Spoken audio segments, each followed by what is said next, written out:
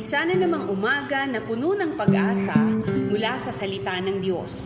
Halina at makibahagi sa ating umagang pagbubulay, pagpapalakas at pagpapatatag sa ating pananampalataya sa Panginoong Hesus. Mula sa Section 6 ng Southern Tagalog District Council of the Assemblies of God, tayong lahat ay magkaisa sa pagpapalagong espiritual.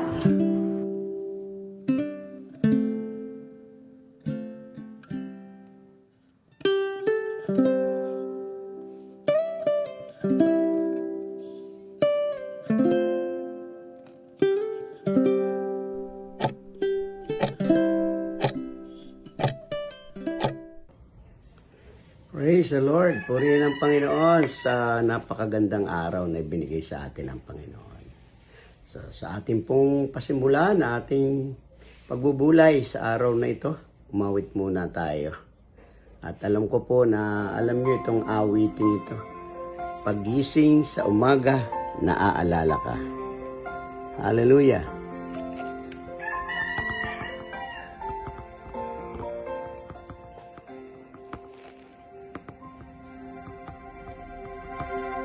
Pagising sa umaga, naaalala ka. Nasasabik ang puso ko na makapiling ka. Umaawit, sumasamba, sumasayaw sa'yo. Naghihintay ng pangungusap mo. Pagising sa umaga, naaalala ka.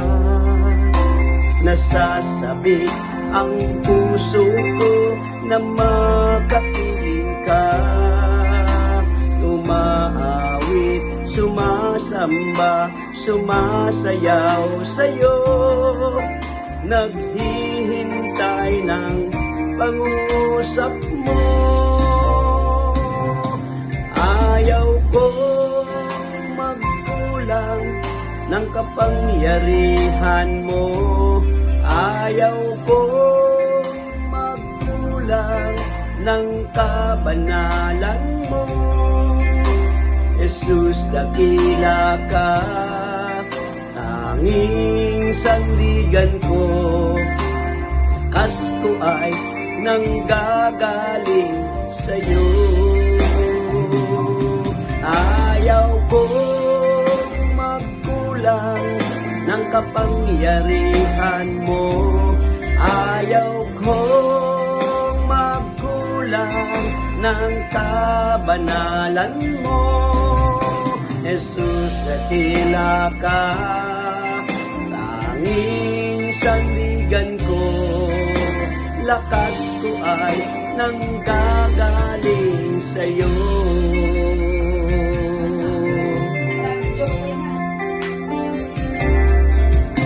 Pagising sa umaga, naaalala ka. Nasasabik ang puso ko na makapiling ka. Umaawit, sumasamba, sumasayaw sa'yo. Naghihintay ng pangungusap mo. Ayaw kong magkulang ng kapangyarihan mo. Ayaw kong magkulang ng kabanalan mo. Jesus, dakila ka, tanging sandigan ko. Lakas ko ay nanggagaling sa'yo. Ayaw kong magkulang ng kapangyarihan mo. Ayaw kong magkulang ng kabanalan mo. Jesus, dakila ka, tanging sandigan ko. Lakas ko ay nanggagaling sa'yo.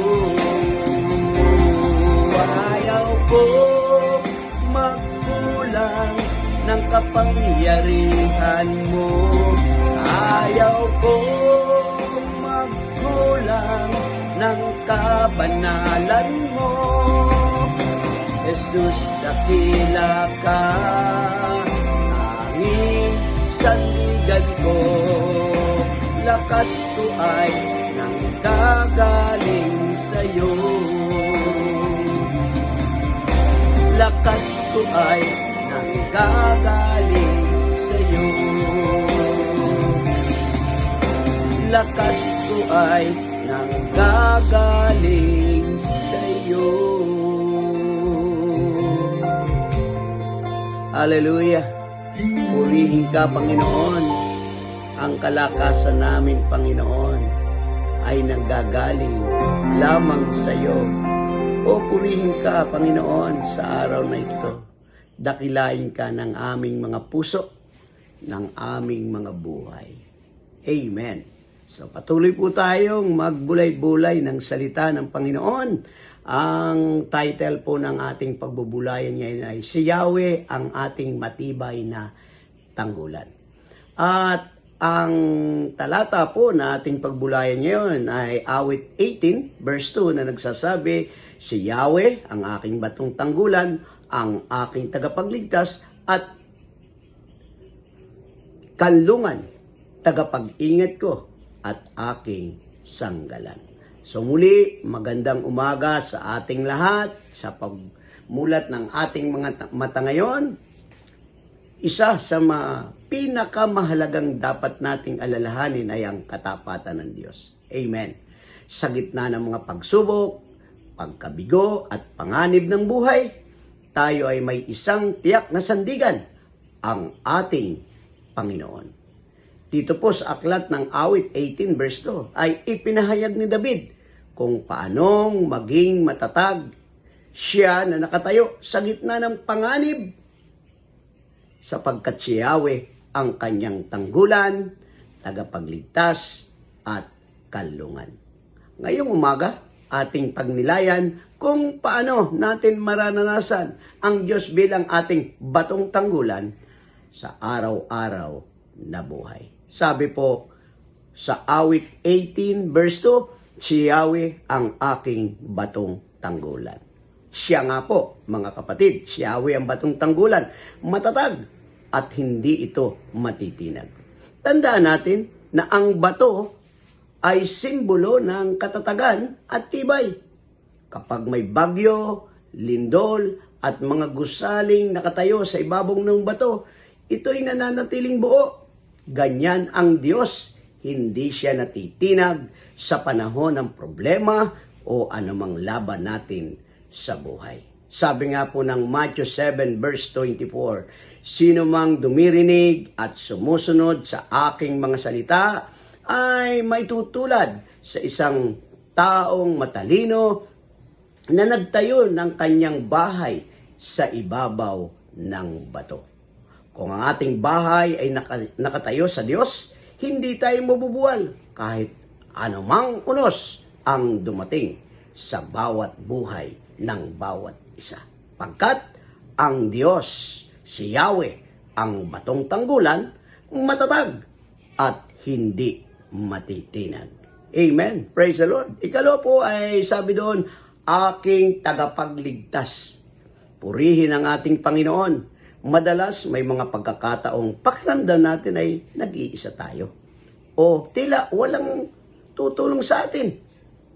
Ngunit sinabi ng salita ng Diyos na siya ay ating tagapagligtas, hindi lamang sa kasalanan, kundi pati sa pang-araw-araw na panganib at kagipitan. Sabi nga doon sa Isaiah 45 verse 22, Tumingin ka sa akin at kayo'y maliligtas. Kayong lahat na nasa dulo ng lupa, sapagkat ako'y Diyos at walang iba. Sabi po ng banal na kasulatan, looking unto Jesus, the author, the finisher of our faith. Hindi tayo kailanman lumalakad na mag-isa, kapatid. Sa bawat problema, naroon ang Diyos upang tayo'y alalayan, sagipin, tulungan, upang manatili tayo na ang Diyos, si Yahweh, ang ating tagapagligtas. Ikatlo po ay sabi ay, Diyos at kanlungan, tagapag-ingat ko at aking sanggalang. Kapatid, kapag tayo pagod, takot, nanghihina, may lugar tayong matatakbuhan. Ang presensya ng Diyos. Siya ang ating kanlungan o silungan sa gitna ng bagyo ng buhay. Ang sabi nga ng awit 46 verse 1, ang Diyos ay ating kanlungan at kalakasan, handang saklolo kung may kaguluhan. Totoo po yan. Ang Diyos ay hindi lang tagapagpanood ng ating buhay. Siya ay aktibong kumikilos upang tayo ay Kanyang protektahan. Purihin ang ating Panginoon sa napakagandang talata at mga pangako na ating narinig, nabasa, napagbulay-bulayan sa umagang ito. Kaya nga mga kapatid, araw-araw nating pakikipagsapalaran, huwag nating kalimutan na may Diyos tayong matibay na bato, mapagmahal, tagapagligtas at maaasahang kanlungan. Kung si David ay nagtagumpay dahil sa kanyang pagtitiwala kay Yahweh, tayo rin ay maaaring magtiwala kay Yahweh. Tayo rin ay maaaring magtagumpay kung mananatili tayong nakakapit sa Kanya. Huwag tayong tumingin sa laki ng problema, tumingin tayo sa laki ng ating Diyos. At bago tayo manalangin, mauwi tayo sa Panginoon at awitin natin yung isang napakagandang awitin na kay buti-buti mo, Panginoon. Kay buti-buti mo, Panginoon. Tunay na ang Diyos ay mabuti sa bawat isa sa atin, kaya dapat lang natin siyang pasalamatan, dapat nating luwalhatiin ang Kanyang dakilang pangalan. Awitin po natin yung awit na yon. At tayo po ay mapapagpala sa umagang ito na awitin kay buti-buti mo, Panginoon. Kay buti-buti mo, Panginoon.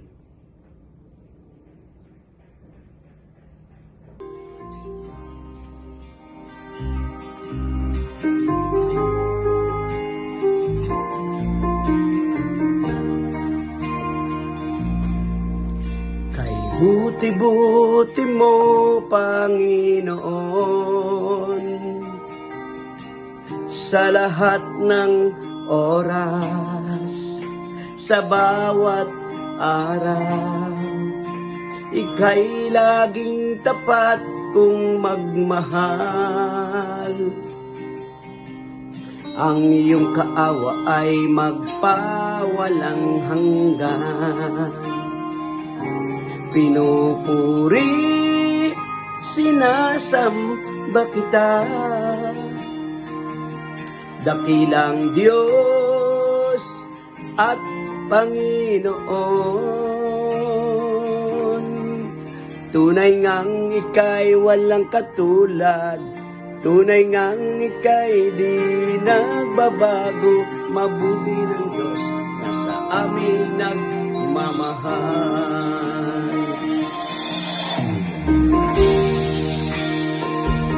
Salamat, Panginoon, dahil Ikaw ang aming matatag na sandigan ng aming pananampalataya. Hallelujah! Kay buti-buti mo, Panginoon, sa lahat ng oras, sa bawat araw, ika'y laging tapat kong magmahal. Ang iyong kaawa ay magpawalang hanggan. Pinupuri, sinasamba kita, dakilang Diyos at Panginoon. Tunay nga ngang ika'y walang katulad. Tunay ngang ika'y di nagbabago. Mabuti ang Diyos na sa amin ang mamahal. Pinupuri, sinasamba kita. Dakilang Diyos at Panginoon. Tunay ngang ika'y walang katulad. Tunay ngang ika'y di nagbabago. Mabuting Diyos na sa amin nagmamahal. Mabuting Diyos na sa amin nagmamahal. Mabuting Diyos na sa atin nagmamahal. Hallelujah! Purihin ka, Panginoon, sa umagang ito. Salamat sa iyong mga salita na aming pagbubulay, pinagbubulayan ngayong umagang ito. Salamat po sa iyong pag-iingat. Salamat po sa iyong patnubay. Salamat sa iyong gabay. Tayo po'y manalangin, aming Amang makapangyarihan sa lahat. Maraming salamat po sa iyong salita na nagbigay sa amin ng lakas ngayong umaga. Tunay nga na ikaw ang aming batong tanggulan, kanlungan sa oras ng kagipitan. Patawarin mo kami kung minsan kami natatakot at nagdududa. Tulungan mo kami magtiwala sa iyo sa lahat ng oras. Sa buong maghapon, kami ay umaasa sa iyong paggabay, protection at kapayapaan. Bigyan mo po kami ng tapang na harapin ang araw na ito. At pusong laging nagpapasalamat dahil ikaw ang aming matatag na tagapagtanggol. Ito po ang aming dalangin sa pangalan ni Jesus. Amen. Amen.